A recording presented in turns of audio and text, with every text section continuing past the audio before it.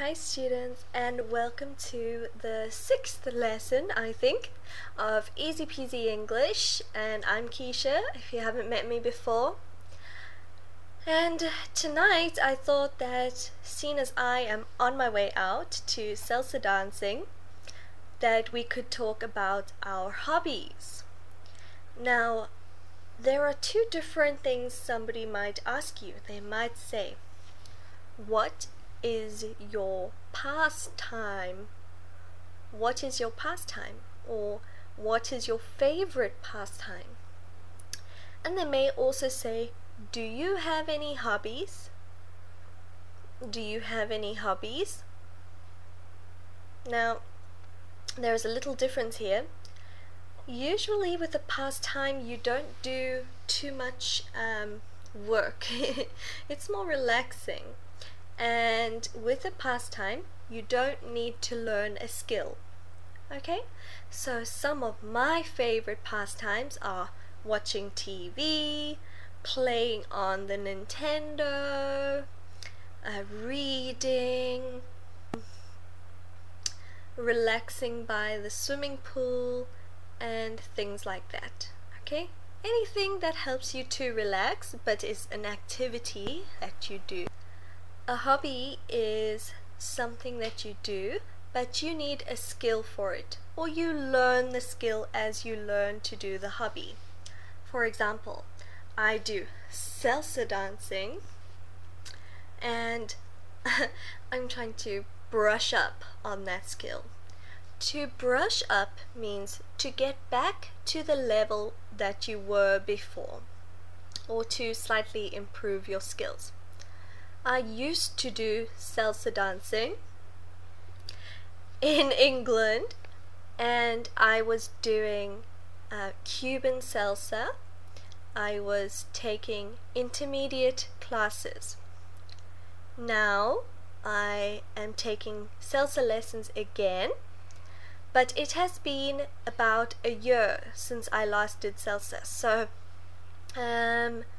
now I've started with the lower level classes. I'm doing an improver's class, which is just above beginner, okay?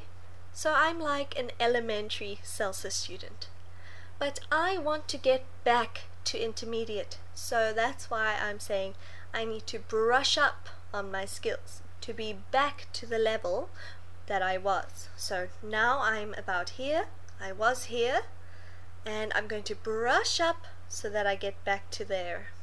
Okay, so brush up on phrasal verb. Very important to practice, so write this one down if you didn't know it before. Let's talk about another phrasal verb to do with hobbies.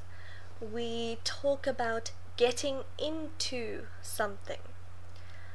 When you get into something, it means you're really starting to enjoy it, become interested in it, etc., etc., etc. It's all these kind of ideas.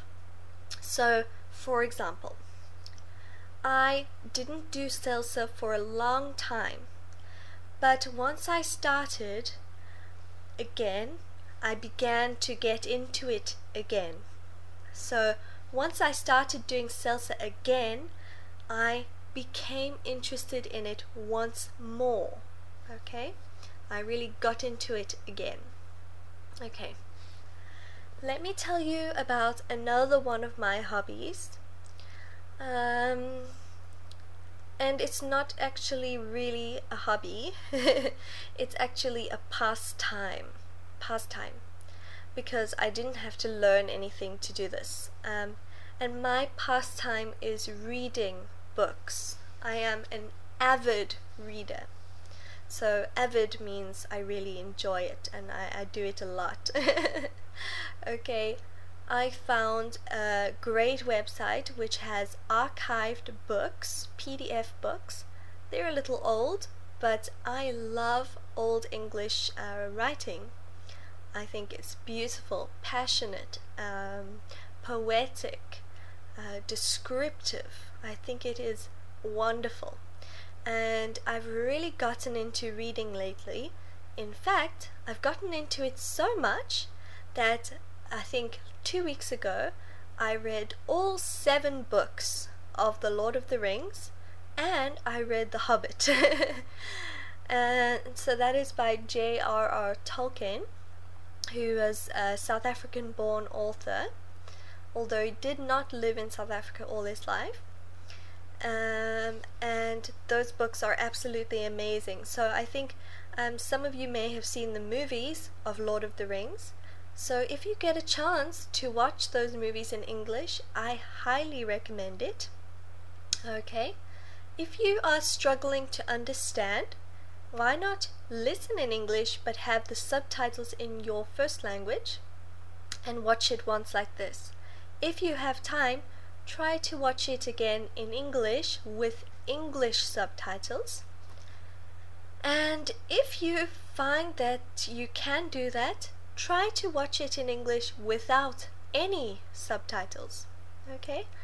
And the only reason I'm suggesting Lord of the Rings is because I think it's an amazing movie. But some of you may think that it's too long for practice. So maybe a good idea to watch a shorter film. So yes, getting into reading is something that I've done recently. Or rather, I've recently really gotten into reading books again. Notice how I used present perfect tense here. I have recently gotten into reading again. I have recently become interested in reading again. Okay, and notice that I said gotten as my past participle. I have gotten. You can also say I have got. Got can also be the past participle of got. Get, got, or get, got, gotten. It's up to your preference, but sometimes I think gotten sounds better. But that's just me. So if I say something sounds better, it means that when I hear it, I think it is better. I think it is right. Okay, so sometimes gotten sounds right to me, or is right to me. Sometimes got is right to me. So really it's up to you, but I recommend listening to English often to try to hear that in context. Okay, well students, that was just a little bit about hobbies, and next time we can cover more. We will have to talk more about this another time because my hobby is about to start quite soon. I'm on my way to salsa class and I'm quite excited. I absolutely love it. I'm really getting into it, can you tell? I wanted to teach you a funny phrase before we finish. My salsa class starts at about a hair past a freckle. A hair past a freckle. Right students? Let me explain that quickly. If you haven't got a watch, like me, and someone asks you the time, you can say, it's a hair past a freckle. A hair, okay, like the hair on your head, so one little hair past a freckle. A freckle is a little mark. Usually you get it on your nose from being in the sun too long. So I want to show you, can you see my freckle?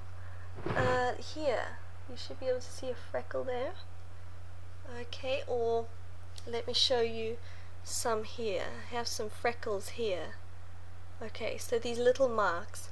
So a hair past a freckle. It's just a silly thing to say when someone asks you the time and you clearly are not wearing a watch. Okay students, so I hope you found the lesson entertaining. I want you to post back and tell me, what is your hobby? What is your pastime? And how long have you done it for? Okay, we'll talk about this more in our next lesson. See you soon. Bye bye.